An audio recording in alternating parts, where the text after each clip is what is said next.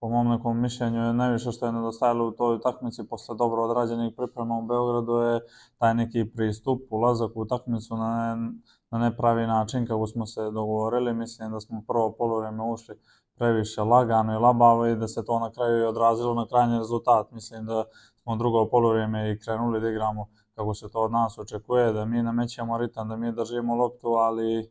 na kraju nam se koštao taj slabiji početak utakmice i da kažem to što nismo na pravi način ušli u utakmicu kako se to od nas i očekuje.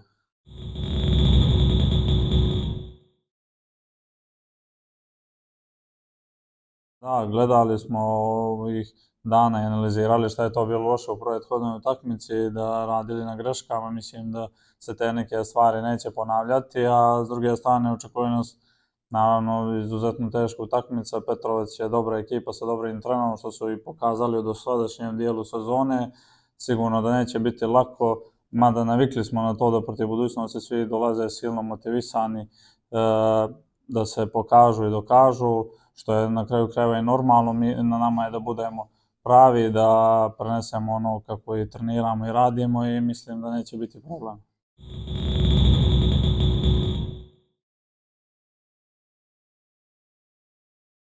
Mislim da su i dosta promijenili ekipu, da je sad malo drugačiji stil. Mi smo prošle godine igrali više na posjed lopte, sad oni više čekaju tu neku kontru i tranziciju, sigurno da su opasni prema naprijed, imaju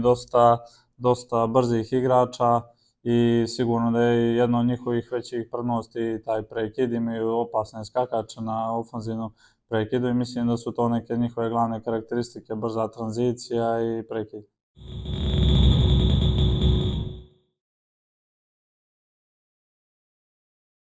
Mislim da kako su išli utakmice, da tako da sam ja dizao svoju formu, mislim da sam došao sad i da igram na svoju prirodnu poziciju, to je taj u veznom redu u srce terena, mada da kažem nije mi bio problem ni da se prilagodim drugim pozicijama, tu sam